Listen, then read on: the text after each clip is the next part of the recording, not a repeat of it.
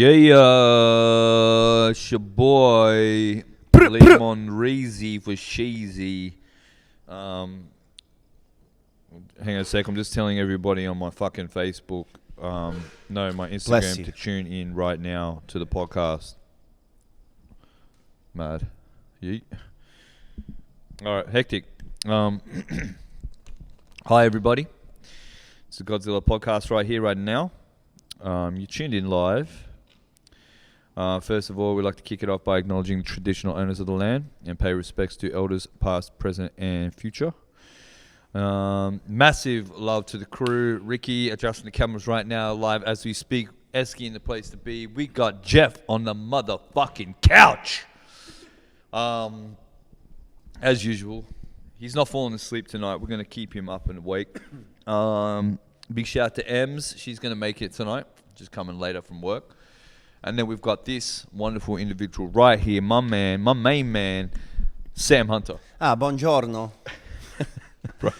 It's a pleasure to be here, bro. This is the sickest shit. Like, I've been watching. I've been knocking on this door for, just since I was a kid. I love Godzilla. Love you. Oh, man, I love you too. And you know, the thing is, and I was saying to you before, sorry, I'm just tagging you up in this shit right now. But, you know, I've actually had you on the short list. On the cards, yeah, on the list. Why do they call it a short list when it's not? It's a long ass list. You're a massive contributor for sure, but I had you on the list, so it's funny. It's good that you hit me up as well. That's the beauty of this thing. We can just sort of, the internet. The interwebs. The interwebs. The inter-motherfucking webs. Yeah. But yeah, man, it's sort of cool. And it's a good time, I think, as well, because obviously, what I spoke to you about before, so we might be announcing that later. B, I was listening to some of the new shit that you had sent me, and there's definitely been a transition sound-wise for you, but, we'll talk about that. But first of all, like, it's always dope for people to get familiar with who the fuck they're talking to. So I like to ask a few of those personal questions. Like we're just meeting at a bar and you're picking me up. Yeah, so I'm like, hey, bae. What's up? I've actually got a girlfriend, so I'm just gonna have to cut this short. That's how it would usually work. Yeah, it works every time. So, and then I just sort of high five. I got to cut this short. Good. Fuck off. Yeah, that's how my whole style goes at the bar. Yeah. But no, where you from, bro? Like, where you from? Where you grew up? Like, were you born in another country? Were you born on this planet? Let's talk about that. I was born on the planet. Word. I was born in Brisbane, actually. What? Yeah, Brisbane. When I was a kid. True story. Little bambino. Bambino. I don't know why I'm bringing the Italian in my way. If any Italians are watching, can we just get a confirmation on if it's bambini or bambino? I think it's bambino. I'm a bambino. Baby Chino. No, man, born in Brisbane, and I lived there for 6 years of my life. Like, my dad was a socceroo. He played professional soccer. So, because life story. How do you just drop a fucking bomb like my dad was a socceroo? So everywhere I went, it was like football, fucking. Anyway, so I'm Irish, Polish, born in Brisbane, moved to Melbourne, moved to Sydney. Then I moved to Switzerland, and then I moved back to Sydney, and then I moved all around Sydney. So it's kind of like I'm a real nomadic person moving around. Bro, what the? All in 29 years, bro. So, it's crazy. But I've lived a lot of that slice of my life in Sydney. Okay, so how? Bambino. Okay. Esky, thank you. Grazie. Who said that?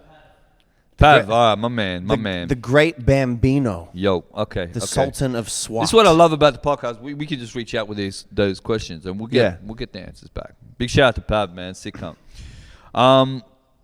Okay, cool. So, how many years then in Sydney? Sorry. I reckon like at least 14 years of my life has been in and around Sydney, man. Okay. And a lot of it was on the northern beaches. Went to high school there, primary school, and then I moved to the inner west. Then I moved to the southwest, around the city. back around. So like honestly, man, I don't feel like I think I'm a versatile person and I'm adaptable because I always moved around. Yeah, that's mad. But it would have been dope, you know, like there's so many amazing people in the world that have just been in that same community for their whole life. Yeah, and I think that experience would have been cool. And sometimes I wonder what if. I'm like, what the fuck?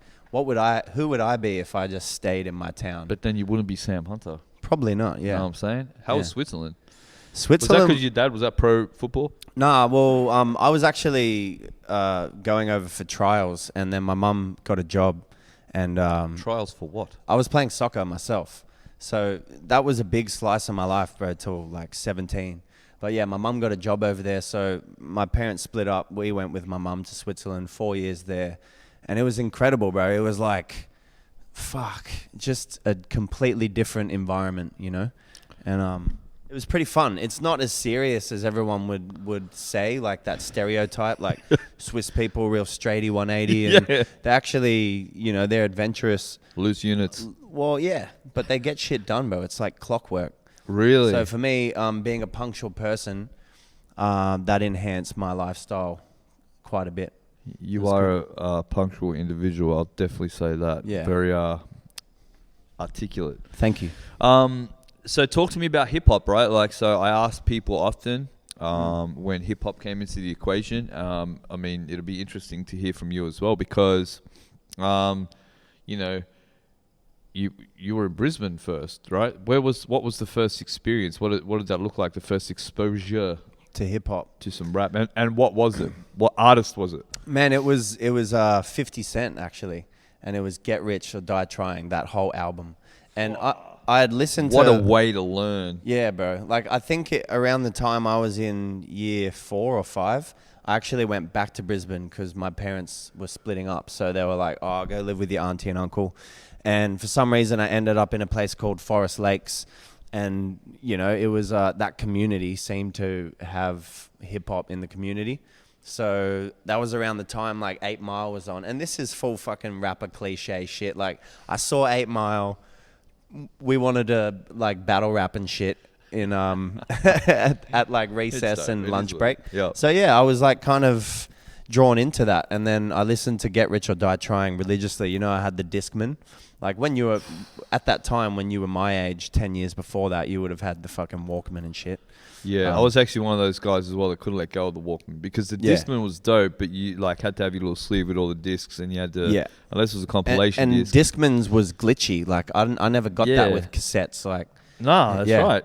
They were exactly like hardware, just like boom. And you could make your own shit. You could get all your CDs and pick all your best shit and put it on one. Anyway, look, we digress, but.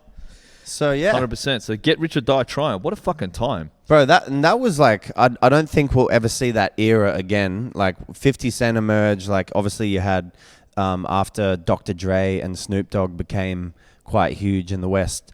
Then I guess 50 Cent got bought into that ride, and Eminem before 50 Cent, and then you had like The Game and like G Unit, all that. That was like Young Buck.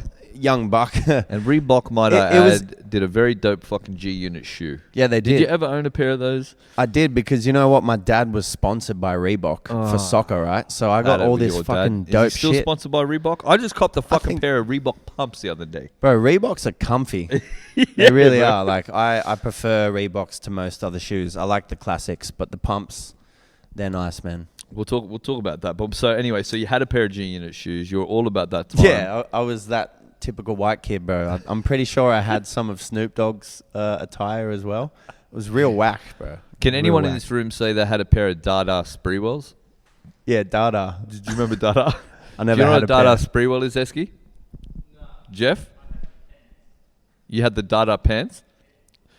Straight from the markets, eh? Yeah, like Park Lee and that real wide, like long jean. That wide, long, yeah, 100%. Silver. And then like it was red like, writing. wolf. Fucking every single pair of jeans I own now. I used to fuck with Etnies. Etnies were awesome. Bro, Etnies is still hectic. Yeah. Skate shit. No, but I don't know why I don't fuck with them, man. Because like, I've anymore, been starting to wear like Billabong and shit. We got to bring that back. Fair enough. You know what I mean? Next Fair minute enough. it'll be Mumble. Bro. Mumble. Shout out to Mambo. Do you know that guy's like Mombasa. 4 or 5 times? Mombasa? Yeah. Yeah, the guy who created Mambo, right? his story is he took out a $5,000 loan, and the first time, like, he had this idea and he was like, I'm going to produce this clothing. Never took off. Second time, never took off. Third time, he was like, fuck, another $5,000. And then all of a sudden, boom, like, he just took off. And that dude was at like the lowest point of his like creative life, trying to start a business. But then he did the most epic shit. He did third time lucky, bro. A dog doing a fart that was a music tune. Yeah. Remember that? Yeah, iconic shirt. Yeah. And I guess all of the things, the hidden messages and things that you saw in Mambo attire, it was cool, man. It was funky.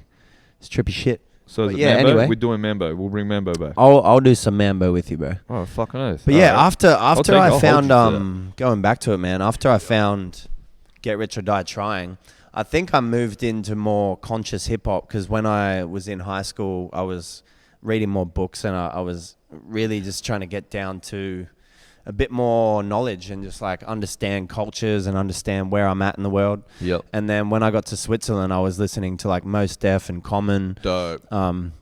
Started listening to Mobb Deep. So I guess you would have had to go backwards a bit up. Yeah. And that was dope, man. And then, you know, finding even like Public Enemy, you know, some all that shit was really, really inspiring, and it was powerful, and 100%. There was a message there. So yeah, like, I mean, there is something powerful about being in the club with a bottle full of bub, but yeah, not as powerful as like we got the power. That's right. Fight the power. Fight the power. Yeah. Anyway, so all right. So you start getting these influences. You start getting a little bit more conscious with your rap, conscious with your listening, conscious with your education.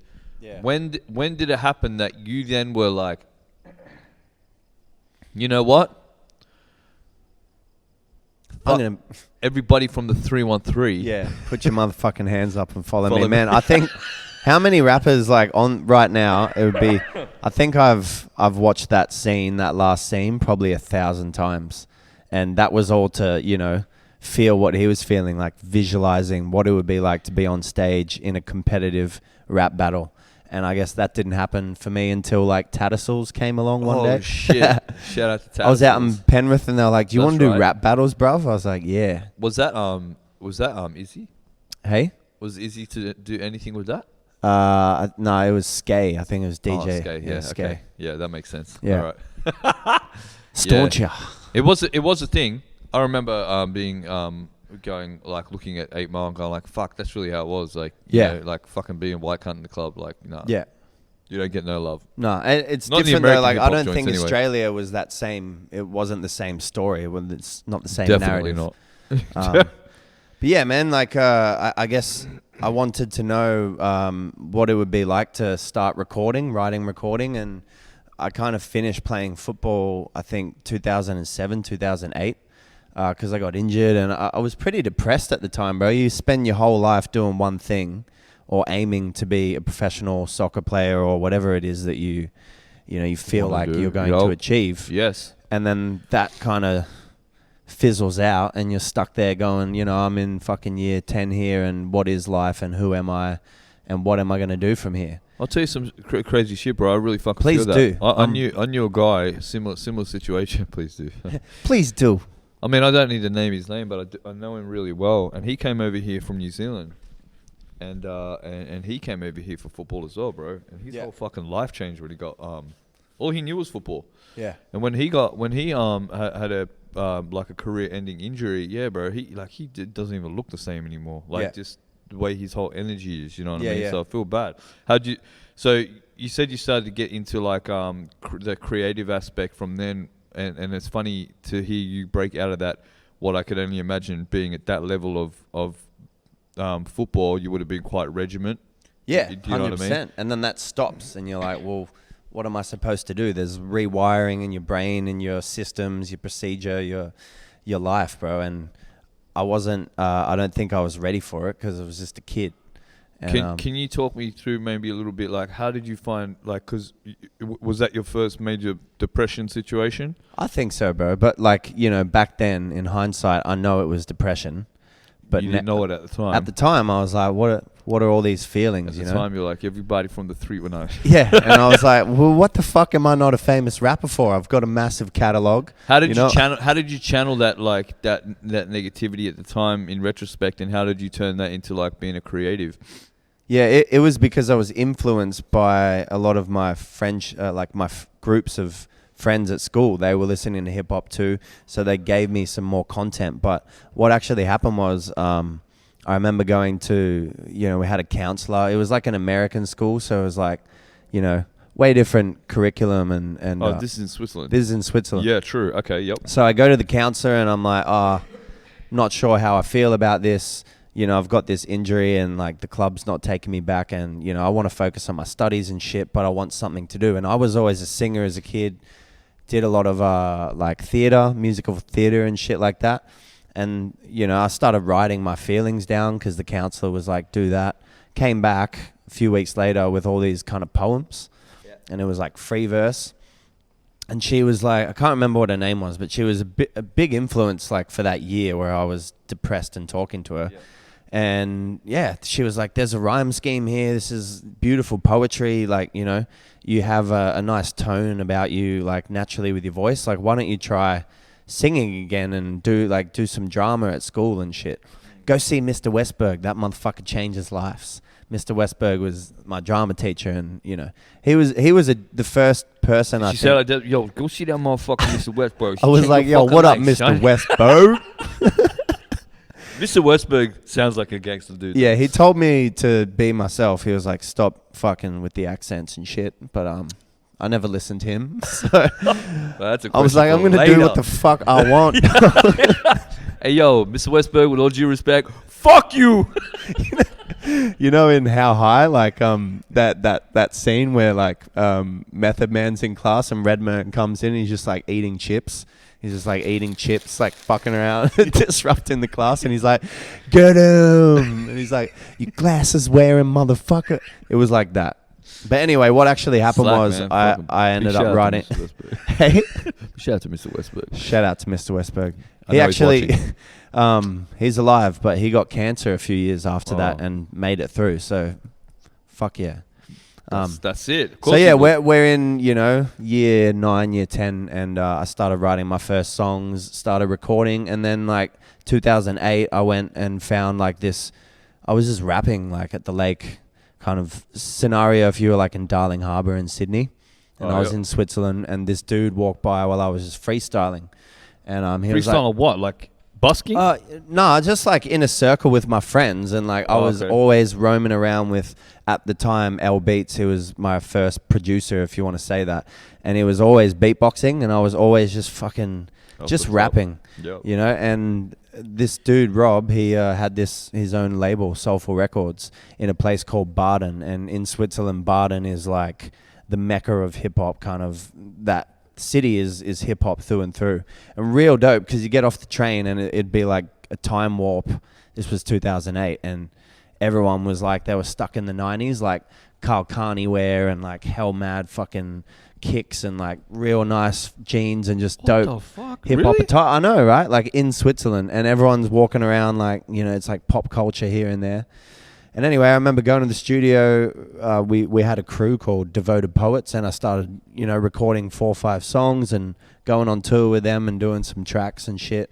Performing in Switzerland. Yeah, in Switzerland. And I guess they thought it was random too, bro, because like I'm an Aussie. I was an Australian kid at an American school, and they were like, where the fuck, how'd you get here? Where do you get off? Yeah. Baden. How dare you come? Yeah. I get off at Baden. I get off at Baden to record, and then I go back to Zurich. Yeah. But yeah, bro, it was really cool.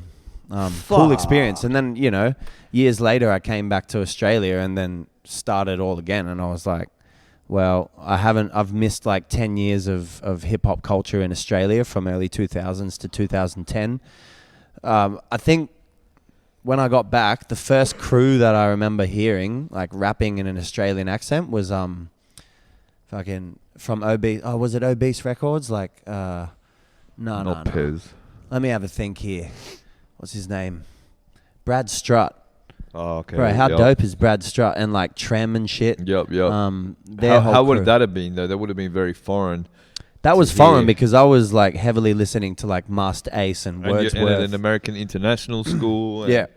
You know, you listen to all like the American shit. You wouldn't have been able to get shit for Australian stuff overseas, right? Yeah, no, not at that time, bro, because No. Facebook only really started at like 2007. And remember MySpace? We had MySpace That's first. right, That we was did. my first tracks. And you never had all of your tracks on MySpace. You had a few of them, and then you had like your favorite track from some famous person you were listening to. That's right. It was fucking random, bro.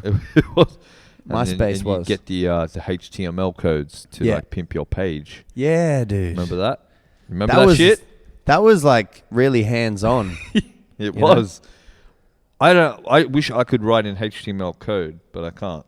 But if I Yeah. was going to learn it, it should have been. Imagine if they were teaching coding to us back then, like early 2000s. If I knew code, I would literally just design the bots to get all the shoes, and then I'd resell them and fuck everyone up. Like You're big in the shoe world, aren't you? very- Like you've I'm got very how many much about my shoes do you shoes. have? A couple of hundred, maybe about 200. Fuck, and 250. you don't wear them like they're collectibles, right? I don't really give a shit. I'm not that precious. I'll still fuck them up. See, I like that, bro, because I once had a homie who had 418 pairs of shoes, and like used to go over and be like, "I want to see those. Like, what are those ones?" And he'd know where everyone was, and Yeah. he'd show me for like a split second and be like, "Nah, fuck that, put it back." I'm Yeah, like, "What's your no, deal, no. bro?" No, that's not how it's supposed to be, man. No, like, no disrespect to anyone who's like, loving their shoes. No, but disrespect to the cunts that are fucking like hoarding the shits, getting 2 or 3 pairs, fucking it up for other people. yeah. But it's all good. We Does that understand fuck the passion. market up a bit? And then, you know? We could go, bro. That's a podcast unto itself. Okay. Have you... Man, you Word, got to get but- amongst that shit because, like, no, you no, would... no. I'm a jaded motherfucker when it comes to sneakers, my friend. Okay. Like people literally design programs that go in and nab the pairs of shoes online. I know a kid that was actually on the first Fig Kid album. His name, well, I'm not going to say his name, but he was 6 years old when he was on my album. 6 years old. 6 years old, and he was the younger brother of one of my good friends. And years later, I found out that fucking props to him if you can get me some shoes that I want. But he's one of those motherfuckers that designs those bots now, and he has hundreds of pairs delivered to his house. And hundreds of millions of dollars. No, not that much, Okay. but I'm sure hundreds of thousands at least. That's Why awesome, the fuck bro. are we talking about this? Listen, I don't know. But I I love fucked that it up went and I off. didn't bring any new Godzilla paraphernalia. it's all right. I think that's one of my favorite words, paraphernalia. Yeah, I know. I like writing it as well because it doesn't look the way it sounds. You know what's fucking interesting? It's fur. It's paraphernalia. Paraphernalia. No, not R on the end. You know what's interesting, bro? I've seen, this is weird, so many hands in this fucking head. How many hands have been in this fucking head? Oh yeah.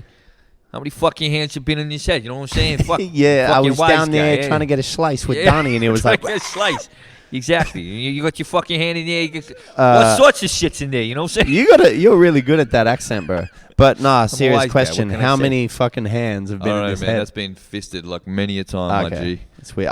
I saw Dobby in this last. Shout out to Dobby, bro. Yeah, that big guy shit. is a beautiful person, doing wonderful things for the indigenous community. Yeah, and he's man. a fucking amazing musician too. He's actually ridiculous. He's like, this is why I love doing these sorts of things as well. Speaking about amazing God, you're a talented fucking dude. I really, really have to say. Thanks, bro. And so I think that you're another fucking bit of a slept on sort of homie as well. So hopefully Yeah. this makes people go and fucking. Why give a why shit. do this it's fucking cheesy. I was gonna say, why do I get slept on when I never sleep in? Like is it maybe I'll start sleeping in? 'Cause Yeah, that's then I'll right. get up at the time Be when a slouch. motherfuckers will be Watching. Their lives? consuming my shit. Yeah, I don't know how it works. By the time I do my like first, I don't know the live stream, algorithms. Yeah, I've already done like fucking 13 hours of work and worked out and done all this shit and like released a fucking album, and then I'm like, hey guys, how's your day been? Is it good? How's your sleep? You got to sleep in and then just drop it all in one go. All right. Hope they pick it up. Listen.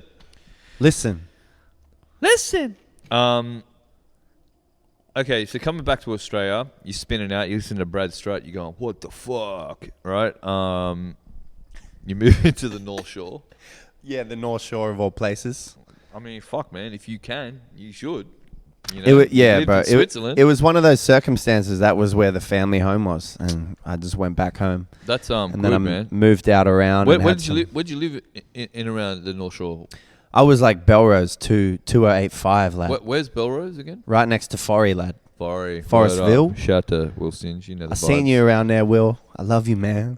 I love you, man. Love that Love you, motherfucker dude. too. Yeah, top of the hill, bro. And then like you got Terry Hills around. You got Forestville. You go down Ringer, and you're at Brookvale. Brookvale. Brookie. Word up. You probably go down to Brookvale to Ringer Mall, right? Because you're Yeah, I your did. I job? used to for Nike. Yeah, 100%. yeah. So tell me about coming here and how did you start association with some people? Because I mean, you would Decipher us, and that's when I first started to get to know you and Two Face, and then I saw 316 was a heavy associate, basically part of the crew. And like 316 was a later edition. You know, we had He Juju. was later, yeah.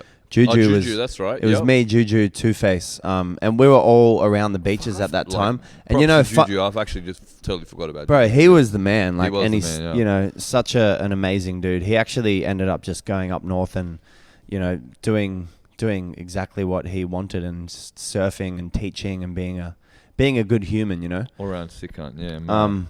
But yeah, man, we had hey. How was that coming back here, North Shore Associates, getting into hip hop with some of the locals? It was strange, man, because I came back and I was trying to, as I resurfaced, because I went to Narrabeen Sports High, I started hanging out with all my old high school friends, and I realized quickly that my culture was different. When you grow up in another country from 14 to 18, it's a really big fucking influential time in your life. So I came back, I had this weird international, somewhat American accent, and I'm wearing like real long baggy clothes and shit. Yeah. It was more like silver Dada jeans. It was more like Prada, and everyone was like, everywhere I went, they're like, "Oh yeah, we hear you're a fucking rapper, man." I'm like, "Yeah," and I just start spitting at motherfuckers. Yeah, that's so fucking classic, dumb cunt, fucking Australia. Eh? Yeah, we are fucking rapper, man. Fucking spit some rhymes, cunt. Yeah. And you're like, yo, everybody from the 313. And then you actually start spitting heat, and then motherfuckers like, "Yeah, I don't want to hear it, mate. Fuck off." Yeah. Get this fucking beer in here, you can't shut the fuck up. Yeah, anyway, sorry. So, but yeah, that never happened with the Narrabeen side of my friends. But then I started hanging out with all the homies in Terry Hills. Okay. And one of my good friends, Lane Watton, went to high school with him too. Is a dope rapper, and he started introducing me to this guy called Jados, and then a dude called Patches, and they were all from Davidson area. Yep. And in their own right, bro, they were some heavy fucking rappers, like real dope freestylers. But they had, North Shore Australian accents. Yep. And I didn't. So I was like the only one who... Odd one out. Like, it's weird, bro, because I didn't know how to get rid of the accent that I had. Yeah. And like, this is 11 or 12 years later, but my accent's kind of gone back to Aussie now. But I just copped fucking hate from everyone for it. They're like, "You can't fucking rap in that accent, bro." I'm like, well... I will. And anyway, shut the fuck up. Then I met a dude, bro, who Gio from the Strides or Caribbean Soul, Little Jesus. Yeah. He's now in Rugger Army. He's the man. He mentored the fuck out of me, bro. He was the MC for Caribbean Soul, live reggae band, Trinidadian like soca reggae band. I got in with them. I started doing heaps of live shows. Fucking hectic MC and man, like that took me from here to here in terms of performing. So then I just really started seeing Sydney in pubs and clubs and shit. And then I met Two Face, bro. And then from that, met Two Face, Juju. We formed a crew. I think Two Face was really who inspired me and everyone around us to have some sort of a system behind, like, think of it like a business, and we need to be structured in our weekly activity. Yep. You don't just fucking... We weren't fucking around, dude. So there's work. There's definitely fucking, like anything, there's work to it, right? Yeah, and there's systems and a process to do it, and you have to meet people, network, and all of that. So I think that was 2011, and it just fucking fast forward to 2013, 14. I met you, and it was vibrant, bro. The Sydney scene, there was so many fucking shows on all the time. And it was really cool. Like, anyone who's on here right now, if you remember before Mike Baird shut that shit down, the old casino fucking Mike. Oh, shit. Remember that shit, dude? It was so weird. Because I feel like, this is my opinion. Here we go. I feel like that whole King Hit shit was like a scapegoat for just developing and shutting the Sydney CBD down. Oh, bro, without a fucking doubt. I mean, you saw the lockout laws just got lifted the other day, and all of a sudden, it was locked out except for Barangaroo, and then those lockout laws, like, as soon as Barangaroo wasn't allowed to be a gambling establishment, like, basically overnight. Better open that city up. Better open that exactly. Better get them pokey machines ready. Ding, ding, ding, ding, ding. Future. Ching, ching, ching, ching. Yeah, man, it was a crazy time. I mean, you were talking... Yeah, do it. Are you trying to fuck me up? No, like I said, man. I believe I have a chili tea coming or something. Chili chips, shit. chili tea. Hey, actually, Jeff, can I grab a Coke? Can you grab me a Coke, please? Can you grab me a Coke, please? You guys are some chilled out dudes, man. They're listening, trust me. I really like this. They're listening intently. For anyone at home, this is what you call a set. An etsay. Rep call, your in the West, they call it an etsay. Etsay. Etsay for the oibays. Oibays. Thank you so much, bro. Hey, man, share what a these legend. shits. Thank you, man. I will. So we got chili tea, chili chips. Illy Chase. Holy shit. Yes, please, thanks. Thanks, bro.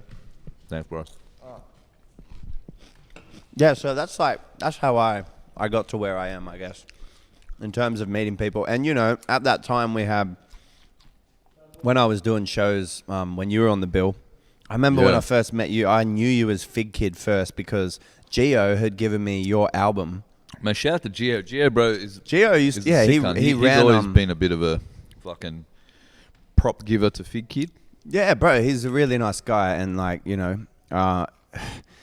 he won't tell you that he was my teacher because he's humble in that sense. He's like, man, fuck. He's like, fuck you. I was never your teacher. Sorry, I was never your teacher. And I'm like, you were, bro, but whatever you say. Whatever, bro. Anyway, he used to speak highly about you, and because he was running JB Hi-Fi at Ringa Mall, like the music section. Yep. He would just give me all this content, all this music to consume. And be like, check this out. This is your like study kind of thing this Brad week. Strut. Right. Yeah. Oh, fuck. What was that? LC, Lyrical Commission. Bro, those guys were... Did you ever listen to Lyrical Commission? You're like, yeah, man, of course. Jeff's they were got a good fucking ear, amazing, bro. You know... Yeah? Never sleep on Jeff's ear. I will never Jeff's sleep an on you. I will never sleep on you, Jeff. Jeff's like, here's my time. Anyway, it's weird. Isn't it weird, man? Like, the Sydney scene is so well connected from southwest to west to not really the North Shore, but inner west city. I see you motherfuckers. No, I'm not. Like, I wouldn't say I'm from the North Shore, but we were always at that time like, doesn't anybody fucking care about us? And everyone's like, nah, bro, because we're surfing down here. Like, the shit ain't adverse. Wiki, but just as real. Yeah, exactly. So then I heard you, and then fast forward a year later, I like met you, and I was like, oh, this is fucking weird. Like, all the people that Gio's showing me on record, I'm meeting. Right there. And it was only you, so.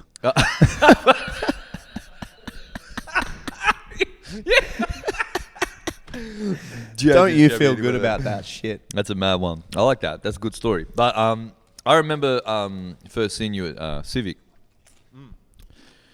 And I know that you guys were with Two-Face shutting shit down in Brooklyn? Yeah, in Manly? That was mad. I remember me and Ella doing a gig over there. Jeff, you were there. Yeah, that's where I remember you from, Jeff. Yeah. Yeah. Jeff was there. And I remember doing a gig down there. Yeah, bro, we could cram people in that room, man. Oh, bro, it was so hectic. Yeah. Yeah. What was that about? Two-Face knew how to run the shit out of that club, bro. Yeah. Like, because I guess from years of being a DJ, man, he just like, these are really good.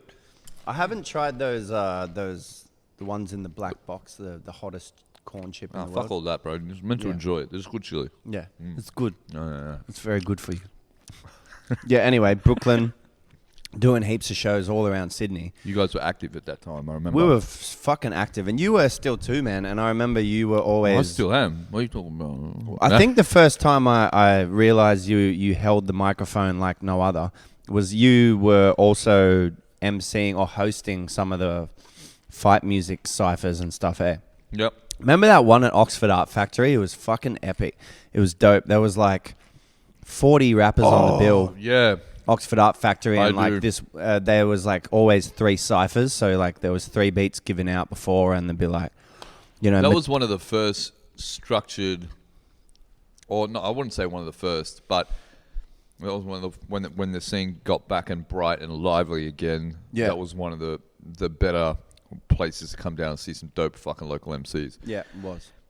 And I will say, big shout out to fucking Reese, Yeah, Reese man was a big pusher in the industry.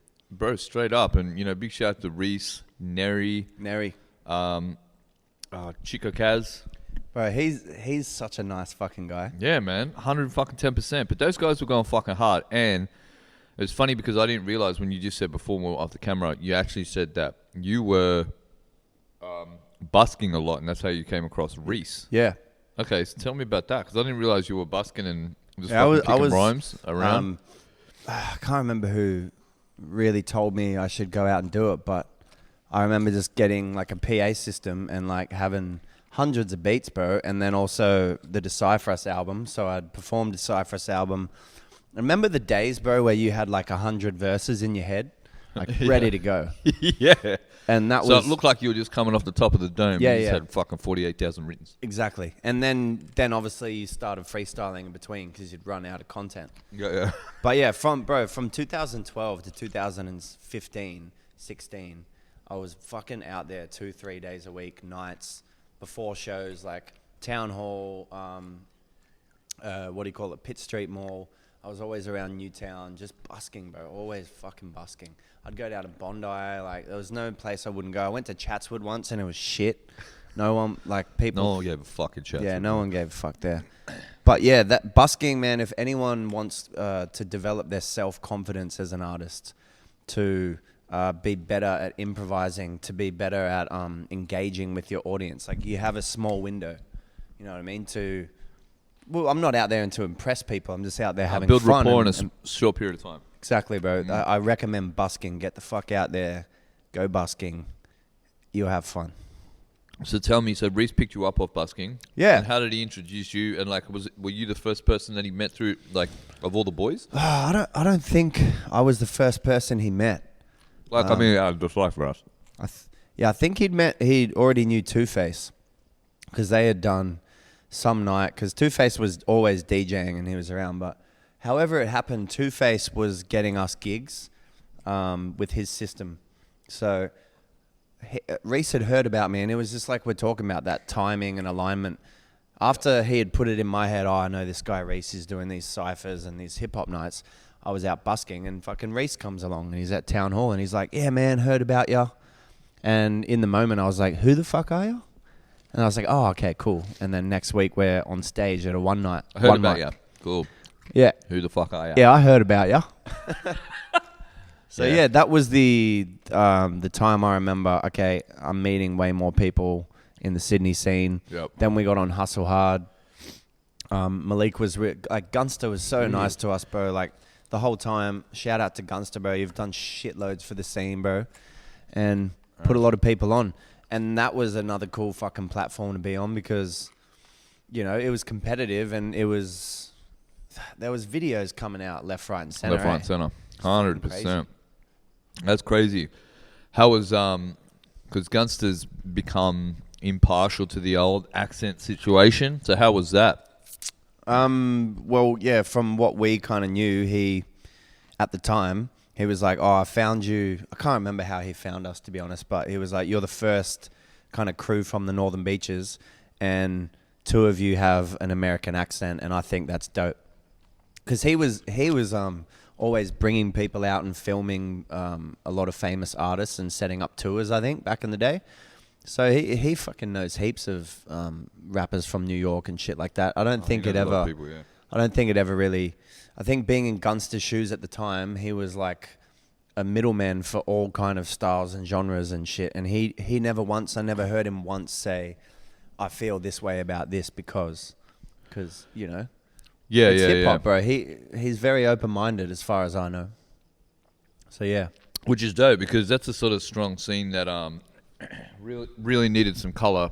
And when I say color, I mean like from a sound standpoint. You know what I mean? Like the whole hustle hard thing, like needed a bit of a pop. And I think that you guys sort of word that a bit. You know what I mean? But bro, fast forward another decade almost.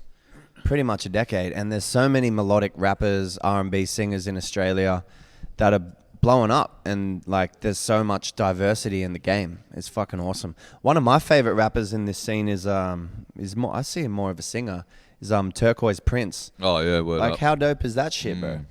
100%. And like Young Lips, Lips, that guy's fucking huge now. Yeah, well. Yeah, I think that's a good way that the scene sort of turned. Back in the day, if you ever like sung or something, they think you're a pussy if you didn't have the bars to go with it. You know what I mean? So anyway, and you know we all know what that's about, man. Like this whole, I think, discovery of self, being comfortable in your own skin. Yeah. You think about ego, and like I was always that dude or kid that was like, well, fuck, bro, I don't care what you think. And like I used to get in a lot of fucking fights. Bunch of shit happen, random scenarios, and just like shit because of I was just trying to be myself, and then I turned into being myself, and then you know people are opinionated about it, but I don't, like fuck, bro. 100%. I would rather get to the end of this life and say that I was an artist that inspired people to remember that they are themselves, and it's okay to be unique, and it's okay to express that, you know. Bro, I'm down with that. I've been down with that since fucking. What does it say in your head, bro? What? Mum and maid. Human made. Oh, human made. Mum and maid. Mama made this. Human made. That's dope. Human. Human. I'm just a human. Nah, man. Big shout out to Laced. Actually, big shout out to the boys Laced up in Brisbane. I just went up there. Clinton, Flip. They fucking hooked me up, man.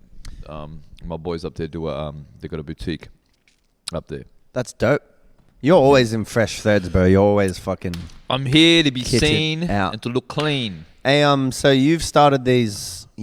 I know you. You fucking bastard. You've started these shows up again. What shows? Oh, the league. The league. Nah, busted, bro. Busted. Nah, not doing it no more. I'm about to do it again. Fuck. It's alright. It'll come back real quick. What the fuck? That's I'm exactly disappointed, man. No, listen.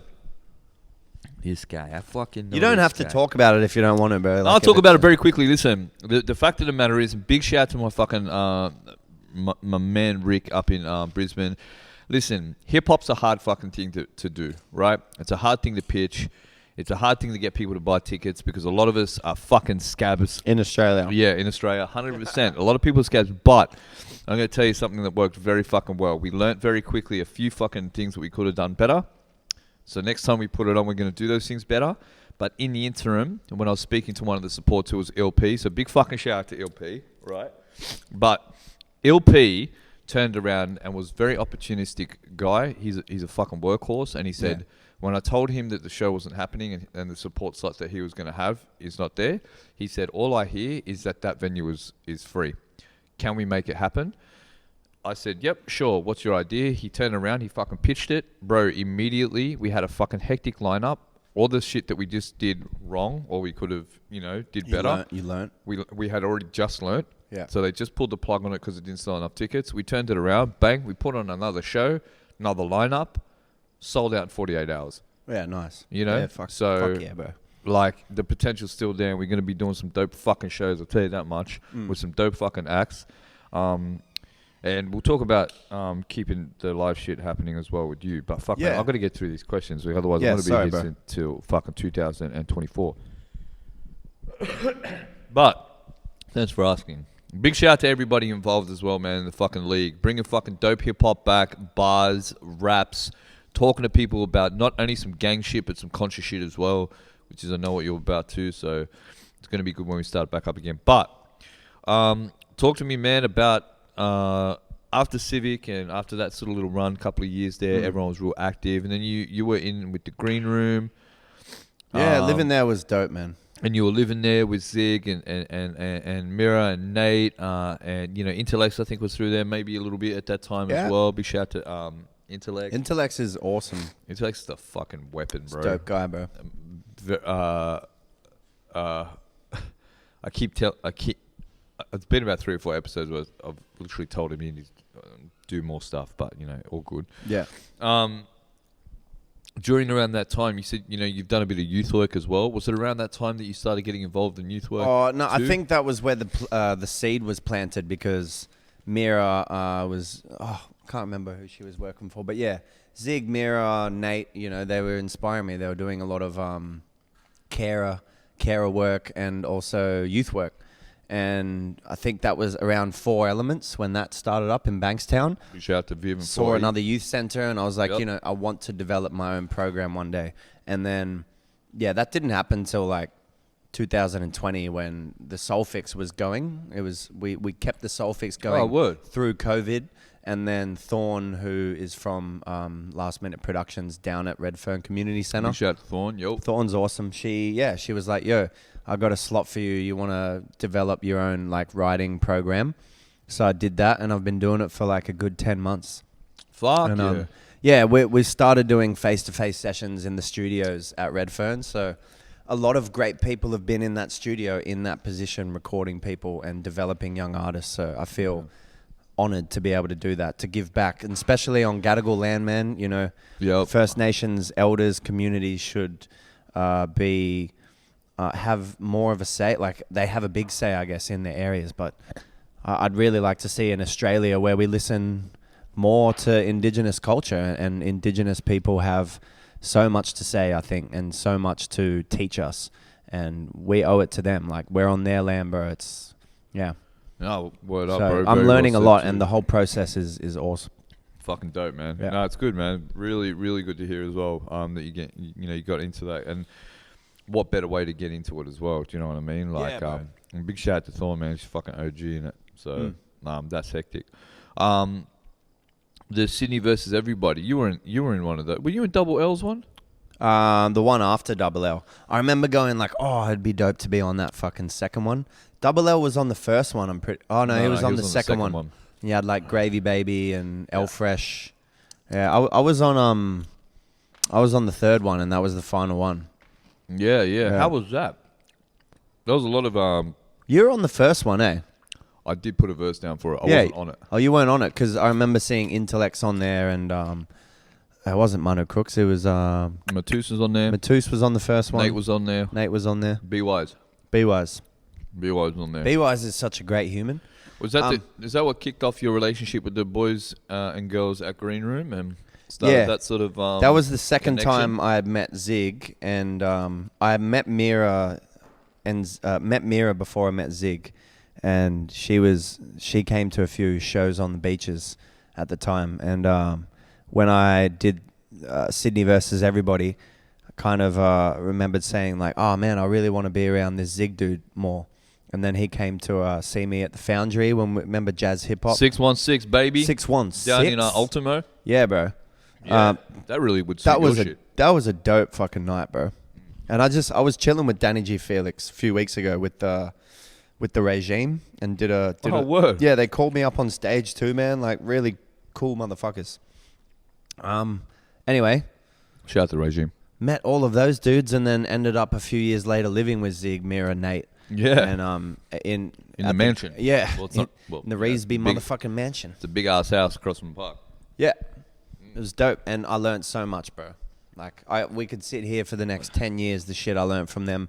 But again, I fell into, I think, my final depression before I really became Sam Hunter, who everyone sees Here now. we go. Yeah. So I was Little Hunter before, but okay, cool. Yes, talk about this, because this is actually sort of where I was going to go with it. Good. You were, I mean, we've spoken about it a bit, and I remember you were doing the barista work and shit like that, and yeah. And then after that, you stepped away. I remember you stepping away for a bit. Yeah, bro. Like, look, what happened there? I've been making coffee in that side of the industry for like over a decade, and went into corporate coffee, yada yada yada. And 2017 was the time where shit was kind of not vibey for me as a barista anymore. And I was living with Zig and Mira, and I saw them, I guess, I wasn't in my right mind state, but I saw what they had achieved and where they were at in their careers. So I was comparing myself to fucking everyone and anyone. And I just made it, the last time I really made a decision based upon my current emotion was that day where I quit my full-time job as a barista. And I was like, yeah, I'm just going to be a full-time musician and do some acting and some modeling and shit. But I hadn't actually really established myself or done much work or, created money streams to make a viable decision and actually not be a barista anymore. So ended up having no cash flow. 2 weeks later, I'm like, fuck, I can't pay rent. So then I was really down and depressed, man. And that was at a time where a bunch of shit was happening in my family. So I went back and lived at home again just to get closer and make sure my mum was okay. Because my brother, unfortunately, is not he's not too well.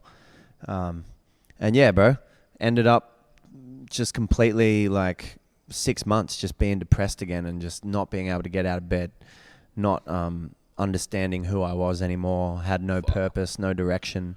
And I'd forgotten everything I'd done in with music, And then, I fucking got on a plane to Europe and had the dopest 2 months with my homies over there, and then came back refreshed, came back with a zeal for life, Fuck, that's mad, man. And how did, I know it just sounds easy as went over there, chill with some dope homies for 2 months, but 6 months in a hole.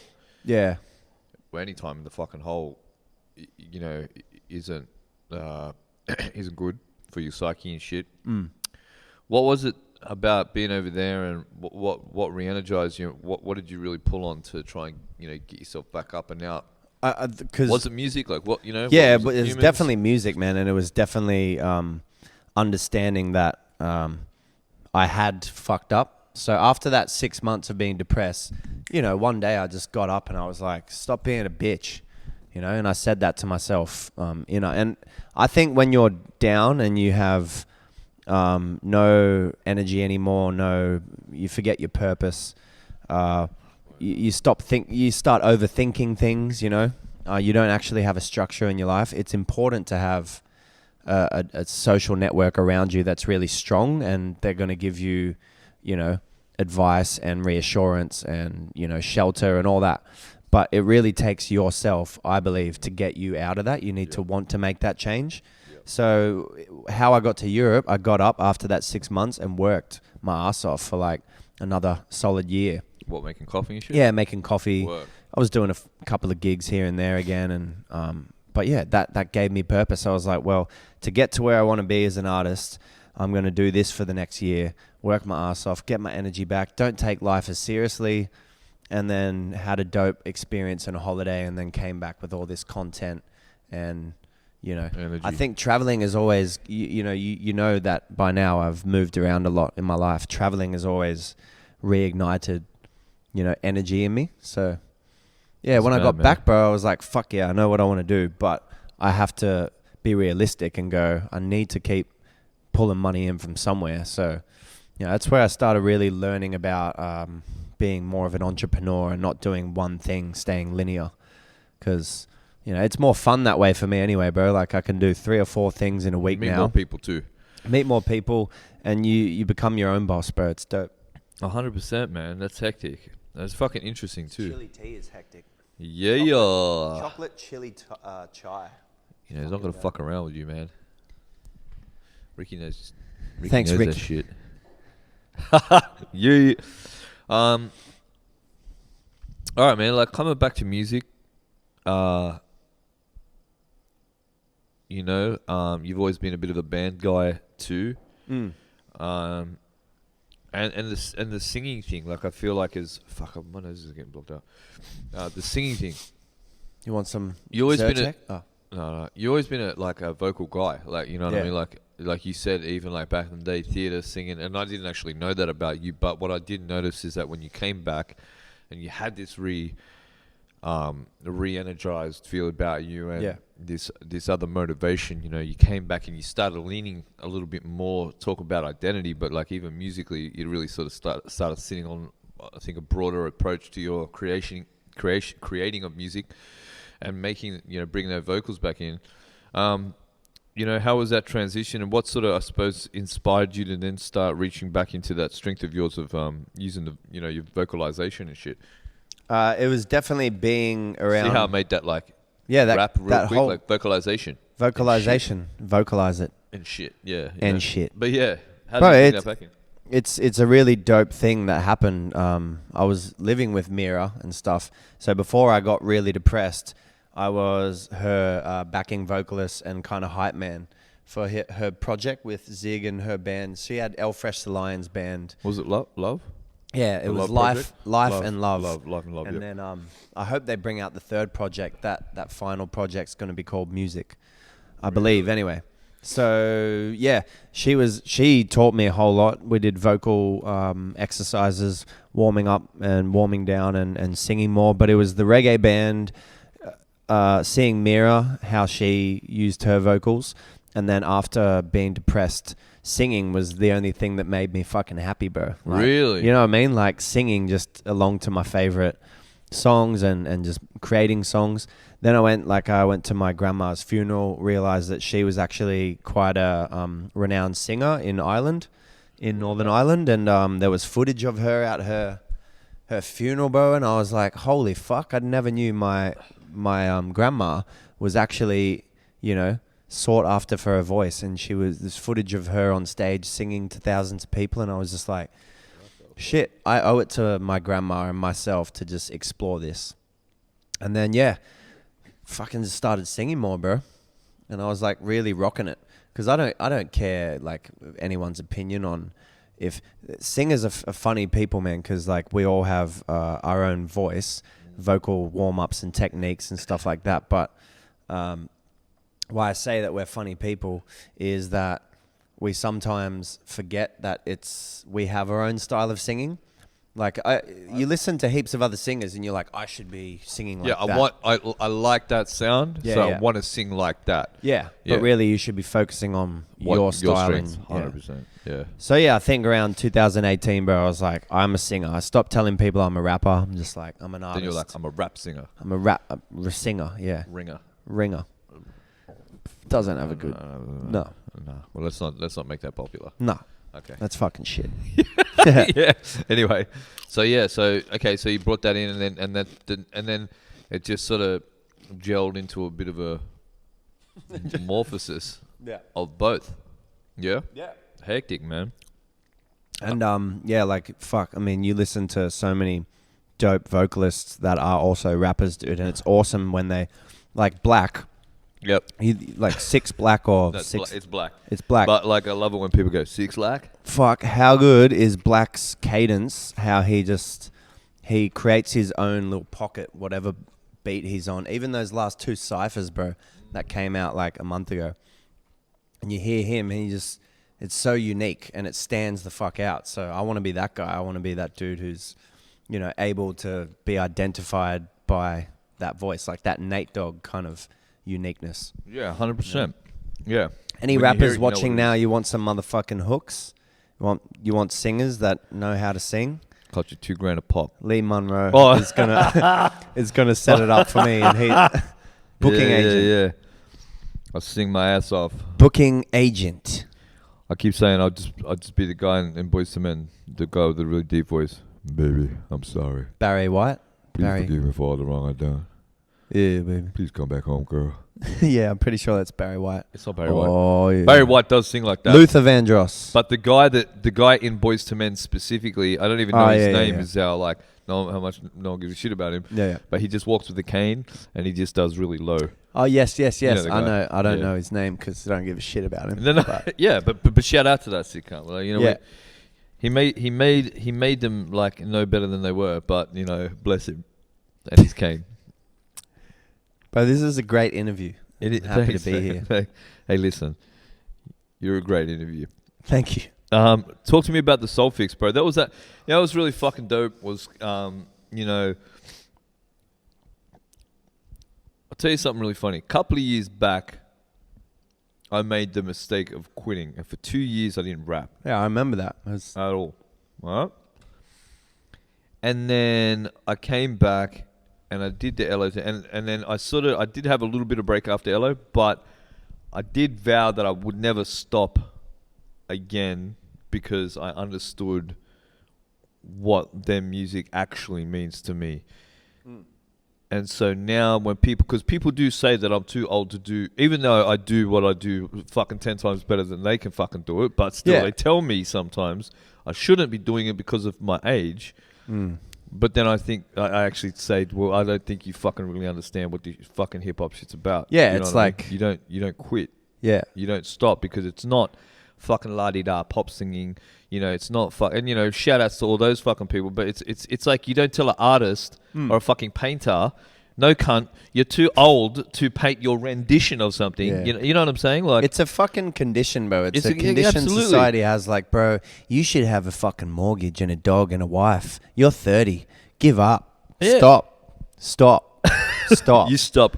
It's Stop bullshit. right now, you dirty man. I never listened to those naysayers, bro. And I'm going to point the finger at you because you're a motherfucking beautiful man for not stopping. Man. Word And up. like, who the fuck? Like, I reckon it's dope. We haven't seen, because we're in 2021, we haven't seen a rapper produce and bring out an album at the age of 70, 80. You know what I mean? Yeah. So Let's be those guys. why can't we be those guys? Fucking oath. Fucking dope. We're gonna have a Say that whole on new the market. album at 80. Fucking oath. But a Fucking bit more like oath. fucking oath. You know? There'll be a market at that time, bro. There'll be a bunch of hip, cool motherfucking unliberal people walking around. 100%. Jeff's down. Jeff's sort of like looking at us like, you guys are fucked. Yeah. But you know what? Stop saying nay, Jeff, with your eyes. Motherfucker. Yeah, so I don't think age has anything to do with it. And it's like, you can do... Bro, I have really inappropriate. Age ain't nothing but a number unless you're R. Kelly. Yeah, And exactly. That motherfucker needs to keep his shit to himself. Yeah, if you've been in some scandals or you've done some debaucherous shit, and you will get fucking caught, right? R. Kelly, it's you will. Yeah, you will. You're killing me, man! Shit. No, but yeah. That's when you quit. That's when you quit. That's when you quit. Yeah. You're doing it wrong, Hey, actually, bro. just quickly, I know you're doing it wrong. I know you're running this interview and shit, but okay, I wanted to say something because I don't feel like you should quit if you're a rapper and all this, but I do feel like the Australian If you're shit. TV and media journalism in Australia needs a big overhaul, and radio. I think there's a bunch of... Is it the fact they're a bunch of racist motherfuckers? Is Yeah. that the biggest one? Yeah, but also Or their just... ignorance to culture? Which one is it? It's You decide. everything, bro. It's fucking everything, man. And we need the narrative now to be told, like not the same shit all The same time. drivel? Yeah, it's dribble jabble. I want to be able to watch fucking TV and news again and enjoy myself. Yeah, that's just a bunch of shit. But yeah, Anyway, look. overhaul. We're not jaded. Nah, you. But what I'm asking you is, there's a point to my thing. The soul so fix. for you, Soul Fix, right? Came back, got this new energy. And what was mad was then I saw Jack. Jack Shepherd. Who Jack Shepherd, who's now your fucking, seems to be your right-hand motherfucking man. I'm his right hand man. Okay, hey man, He's- however you guys play the fiddle. I wasn't, like, you do what you do. He's this guy. He's all up in there. Oh, All up in my, all up in my fucking head. AJ number. Yeah. But, what was mad though was like those shackles of just like those stereotypes and all that shit had really just like sort of, it felt like I had left you. Yeah. And then you created the Soul Fix, Yeah. Yeah. How empowering was that to come back and start, doing that. And big shout out to Nige and Nige is Hustle the and man. Flow, yo. Bro, Nigel gave me a platform again. Like, he gives everyone opportunities and platforms, and he's always, every night, there's something going down at Hustle and Flow. But yeah, it was empowering, bro. I got my life back, and I was like, every week, I'm going to have a motherfucking show, and I'm going to run the show, and I'm going to book everyone, and I'm going to host the show, and I'm going to perform at the show. And you're going to wear a suit. How selfish am I? No. Nah, like... Let's not be crazy. And the whole suit thing was like, because I fucking was like, yeah, I envisioned that show, the Soul Fix, and it could happen still, because I own the show, we'll eventually be on a big fucking stage in a theater, and I'll come out and I'll be like, ladies and gentlemen, tonight, this evening, you will find entertainment. Like that kind of shit. And a show. And a With show. a suit. So it was good. bro. And you know what? Then it ran through COVID, and we did like, I think, 30 plus shows for the Soul Fix. And it was dope having you on one of the second one. Yep. Pleasure to be there. It kept me sane, bro, to have a show every week or every 2 weeks through COVID. And you know, the one question or one thing people say now, like, oh, so everything's opening back up again, is it? Like you're okay now, you're getting work. I'm like, I never fucking stopped gigging all through COVID. Yeah, word up. Because of Jack Shepherd and because I knew that I could hire a band or like, you know, do my own thing by using what I knew about the industry to put on events and approach venues and go, how can we work this out? So we ended up doing like, sit down. We've got like a 3-hour fucking show. Can only have 30 people in there, but still a show.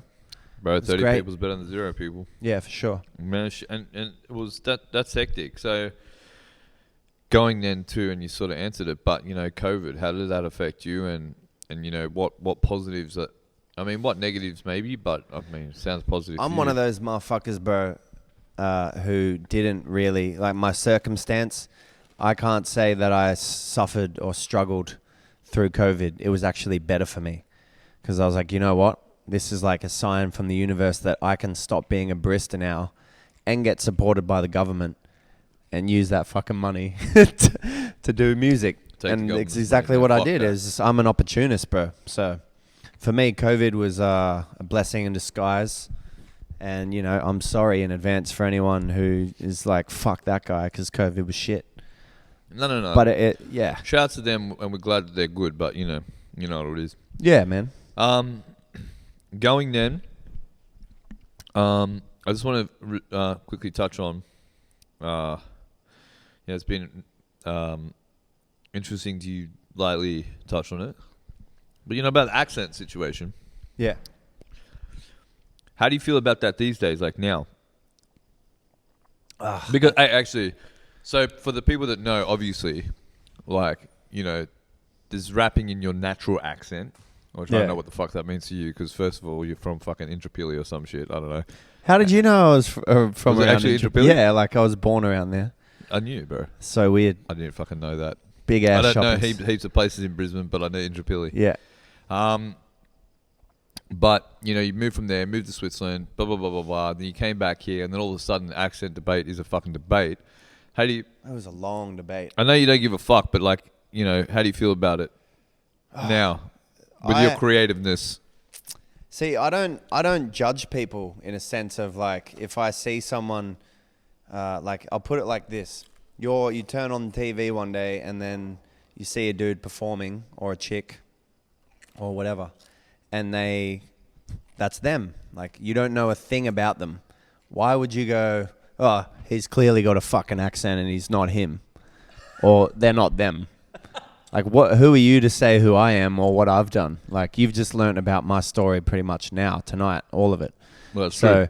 I've never thought about it in that way. I'm just like, okay, so this is the first time I see this person. If you saw them 10 times and they were a rapper, and every single time they had a different accent, then you'd go like, oh, what's that about? It's like, what's all this about? Yeah, what the fuck is this guy's deal? Yeah, what the fuck is this guy? So the answer to that question is, like, I don't really think about it in a sense of, like, I don't think it's an issue. I just think it's an opinionated kind of topic, and if, you know, you don't want to listen to someone's music because you feel a certain way, then that's cool. Don't. Switch it off. Yeah. Like, 100%. honestly, an accent is like nationalism. Really nationalist people, like, creating all these borders and boundaries, and they're like, "This is my." Bro, I was busking the other day, and I saw Nardine. Yeah. Nardine and Alpha Mama are doing a thing at the Civic tonight. Oh, word. So sorry I can't be there, ladies. You're probably on stage now. Anyway, say hello to Nardine. I acknowledged it's Gadigal land, all that shit. It's not all that shit. It's important. And then this dude is fucking just in my ear. You know, you guys ever busked? Or, like, you know, you're like, yeah, I've busked. Yeah. Anyway, there's always, before you get started, someone or an MC or someone like, yeah, bro. So, like, yeah, this is what I do, man. Like, can I get on the mic? And I'm like, motherfucker, I just introduced myself and I'm ready to warm up and don't want to speak to anyone. And this guy starts yelling over my voice like, oh yeah, mate, play some rock and roll. Yeah, play rock and roll. And I was like, no, mate. And I just pulled him up. And the reason I pulled him up is he was going, I'm Ryan, mate. I'm Australian through and through. My parents, my granddad, they're all born here, mate. All born in Australia. This is my land. I'm like, no, man, this is Gadigal land. And I'm Sam Hunter and this is my show. So I just fucking shut him up. Fuck you. Yeah, and like, you know, some people would Did he shut the fuck up? He shut the fuck up and he kept walking. I was like, thanks, Ryan. So, yeah. Shout out to Ryan. Don't know how that happened. Fucking dickhead. Yeah. Not you, Ryan. I am a dickhead, bro. No. That's good to know. Good to know you get. What you got for me on this list here? Questions. How long we got here? Well, we don't really have, like, I mean, I'm sort of wrapping it, but Yeah. it's good to know that you don't give a fuck. Couple of things. This is random. I'd be interested to know, because one thing for you is that I notice is that you fucking, I actually think that one thing that helps people when they're particularly influenced by American stuff is their flow is a lot better. Yeah. Okay. It's got fucking culture behind it and like rap. They're conditioned to hearing more musicality and rhythm to their rap. Yeah, for sure, because, you know, hip-hop came from rhythm and blues and funk and soul, all that shit. 100%. So, as a result, your flow's always been fucking impeccable. Thank you, man. Which is dope. But if you were to go global, who are your top 3 MCs that are sort of, you know, and you don't fucking overthink it, but like people that you can always sort of listen to and go like, fucking yo, you love that flow. Yeah. And I can pretty much at any time pick up one of your albums and have a fucking good time listening to it. Mate, great question. I'm going to do this. I'm going to go J. Cole from the States. I'm going to go Ocean Wisdom from UK. Like, bro, fuck, how good is his flow? Flow 110%. And then Australia. Oh, okay. I mean, you didn't have to, because the next question is top 3 locals. So. Okay, well then I don't have to. I won't go Australia. Sorry, Australia. Who else? Don't apologise. Fuck you, Ryan. Fuck. There's a guy. There's a guy from Split Profits called Dat Kid. From Split Profits is from High Focus. So think like 4 Hours. Think like Rag and Bone, Leaf Dog, and all that shit. This kid is just fucking incredible. Like, he's just amazing. Okay. So I think I really assign myself to how the UK scene kind of established itself with neo soul now and grime and garage and shit like that. Yeah. Those guys, their flow naturally just, I could listen to that shit all day. Very fucking hectic. 110%, bro. You got me at Ocean Wisdom. Wizzy. I was a bit of a late Ocean Wisdom bloomer, but I'm certainly a fucking fan after that. Bro, he's king. Top 3 locals. Locals, man. I reckon El Fresh the Lion has really inspired me over the last few years. Kev Hannibal and Nate Wade, their little collaboration. Stop. Gumbo. Gumbo for me is really fucking dope. Yeah. And then it's a tough question, bro. I'd have to say like Turquoise Prince, something like that. Okay, we're mad. Fucking oath. Yeah. You just said it before. To be honest, like in terms of rapping and like the way you eloquently put stuff together and your bars and your schemes and like your punchlines, you're really great to listen to. Also LOC, but also Aki Sativa, like aka Matus.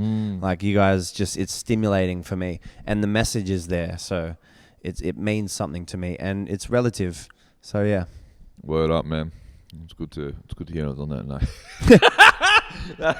Told you to put me at number one. Pretend I'm not here. No, go. All right, cool. Future plans, G. What's the GO? The go is to just keep on steadily releasing music as Sam Hunter. I've got a bunch of videos coming out in the next month or so for, like, I just released 10 tracks literally in a month and 3 different projects. So that kind of, that speed that I'm at, I'm going to be on that momentum, heaps of shows. I'm doing all sorts of fucking shows with Jack Shepherd and my band Beatniks. We're a trio. Yep. So I guess in the next year, I'm going to be steadily releasing stuff as Sam Hunter. You'll probably see me more in media and TV and fucking radio and stuff. And yeah, heaps of shows, and just lifting this band off the ground will be something huge. I want to go around the fucking world busking as well, and just touring the world, man, with music. So everything involved with music, youth work, all that shit. All that good shit. Yeah. Well, tell me this. And then we'll get you rapping, or rap singing, stringing, Sranging. Together a couple of sentences. Tracks. Them Tracks. sklounts. Yeah, strands to this. Yeah. What the that's like a B-roll. That's like... Anyway, fuck me dead. Listen. Who the fuck said you were Kendrick Lamar? Who wrote that? Bro, that's like when they were like, yo, if I had a quote for any, like, I'd be like, yo, some motherfucker, I didn't give a fuck who it was. Yeah. I didn't give a fuck if they wrote it on the fucking toilet door, right? If someone said that shit, that would be on my bio too. Yeah, 100%. And I was on there with some credible fucking artists. Saint Lane was one of them, I think. Woo! Woo! Ah, shit. It was the dude who owns Good Intent or Entertainment, and he's he works for Triple J as well. I can't think of his name. Callum something. Anyway, he said that shit, so it's credible. And now it's been in all these fucking interviews and shit. Put in a tattoo. I reckon you get that tattooed. K. Dot. Australia's answer. Yeah. Australia's answer to I'll get a decal on the back of my car. And then it'll be like, who, you ask? pull up at in the this light. car lies. Bro, that's tombstone shit. It's on a shirt. Fuck Yeah, that like at my bro. my eulogy. Sam Hunter was Australia's And you answer do to one of those, Kendrick Lamar. Do one of those airbrush shirts. Yeah. And then just like fucking the coffin gets lower. Actually, I just want to be burnt and like best don't kill my vibe and just I'm out. See, I don't think like Kendrick Lamar is, I guess he is melodic and stuff, but I think they were just saying He's rhythmic. Yeah, rhythmic and all that shit. Real rhythmic. Very Totally, much bro. so. Totally. Listen, I need to use the restroom, bro. You do that. Yeah. Yeah, you go do that. I'll do that quick. Yeah, sick. And then we'll bring you back. Don't die. All right. Well, look. Massive love to the crew. Massive love to my missus, man. Mackenzie, love you. Kids. Phoebe, Miles, Millie, Mio, love you. Ralph and Max are my 2 fuckwit little dogs. I love them as well. I suppose when he comes back, actually, were there questions? Yeah. All right. Well, we'll do that. Outside of that, I think we're going to do one more podcast.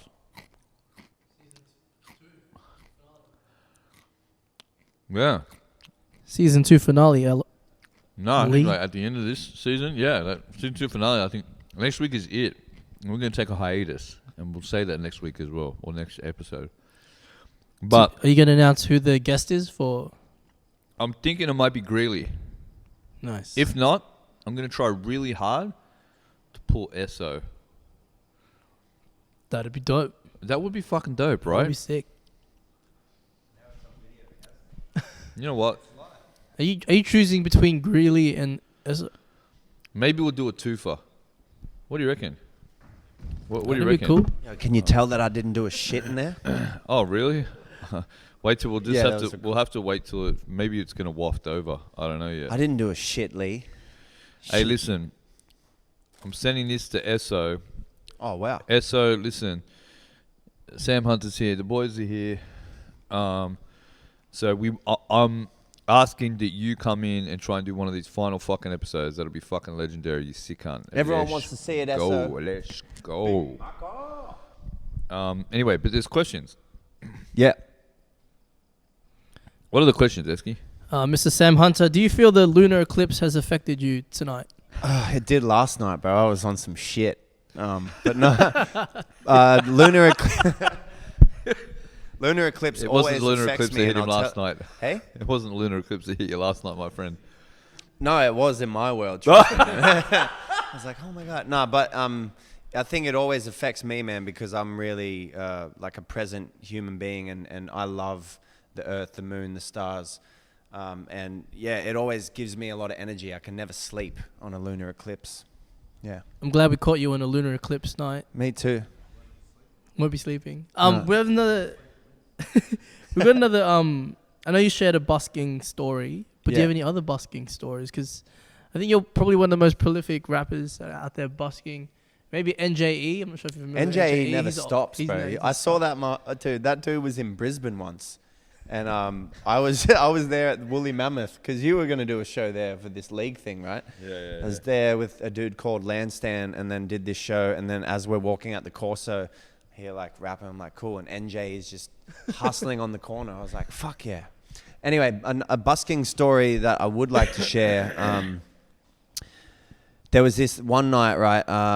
Horror Show would probably be one of my favorite Australian hip hop duos, right? And Solo and Adit, I kept seeing them because I'm always at Newtown, King Street, the train station, and they kept going past and going past and yada yada, and I kept being distracted every time they were going past. There was this chick, and she's like gypsy kind of, and I was always eyes on her because every time she was around, she'd come and steal money or like try to fuck up the equipment. And it was weird every time they walked by to see. I'm not sure if they were watching us, but I wanted to impress them. This chick would come back and I would be doing nothing on the mic or just fucking up. And I remember finishing that session and being like, fuck, I really wanted to, like impress Solo and Adit. And I this wanted to chick, kick some and wild the chick ended shit. up stealing $90 from us, bro. She did the whole, say this is all the cash and like my CDs and shit. She did the whole like drop my bag on there and then fucked off. So, yeah. That was fucked, bro. Anyway. Shout out to the gypsies. Gypsies. Newtown gypsies. Fucking gypsies. I hate fucking gypsies. I'll fucking get you. Yeah. We've got a question from Izzy. Yeah. Do you believe NASA is real? NASA. I don't, actually. I think they're somewhere out. Bro, he's got some good fucking eyes. Do I believe in NASA? I don't believe the moon landing was real, no. Well, is This that a camera?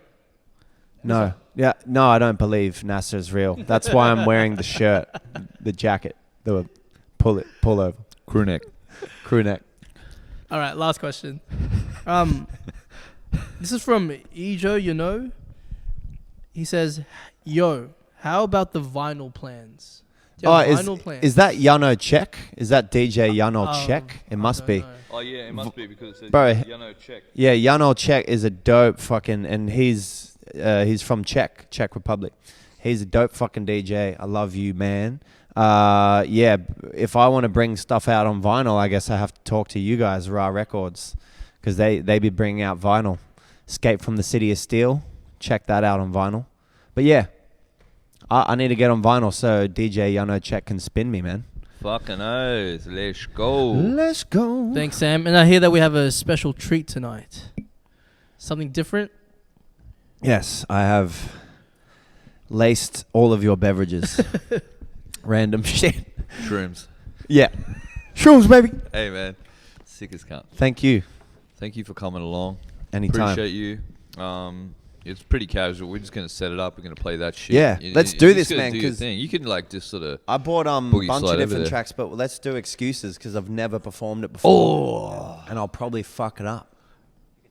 And then you know what?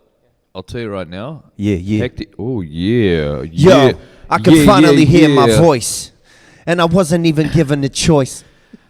And you're sort of really making me moist. Ooh, phlegm, moist. Oh, okay. Listen. Look. Okay, cool. So listen. Fuck, bro. Hey, dope. Excuses. Hectic track. I was listening to it before. Hectic track. We're gonna listen to it right now. Get into it. I don't know. Play the beat. Slide on down. Let's go. Godzilla Slide podcast, on down baby. there, ladies and gentlemen. We'll do gentlemen, it, gentlemen, yeah. gentlemen. Sam Hunter's gonna make a couple of excuses to why he wrote this song. 10 years later, after it was supposed to be fucking yeah. Is this on live? Oh, sick.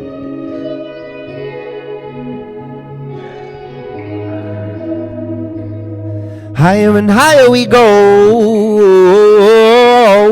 Higher and higher we go.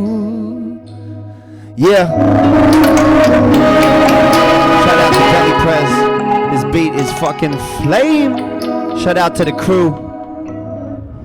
If I get any higher, I might try to fly. Yeah. Addicted to hard work, stay on the grind. I'm loving the process, the hours we invest, second to none, yeah. I used to be lower than low. I used to be lower than low. Been stressed, so much passion in life.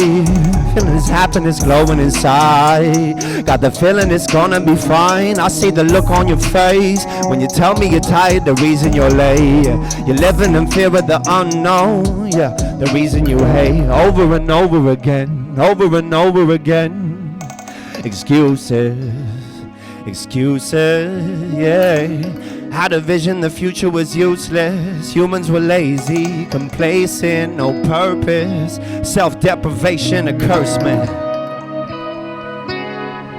Excuses,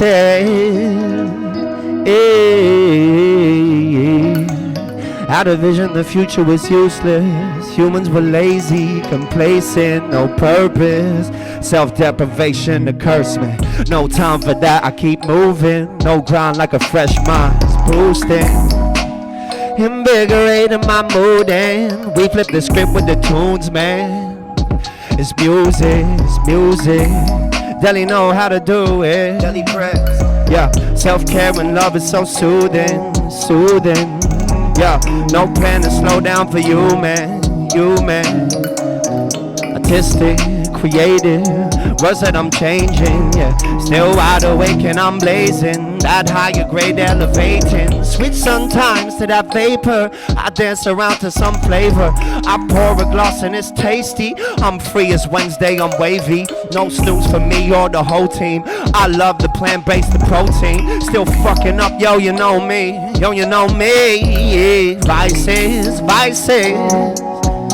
Vices. Over and over again.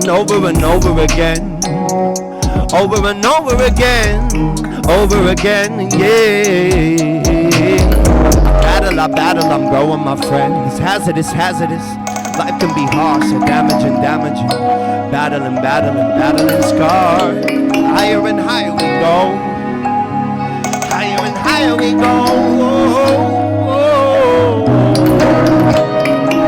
Yo, Sydney City, represent Sam Hunter, Lee Monroe, the crew. Thank you for having me here. Yeah, the boys. Thank you, bro.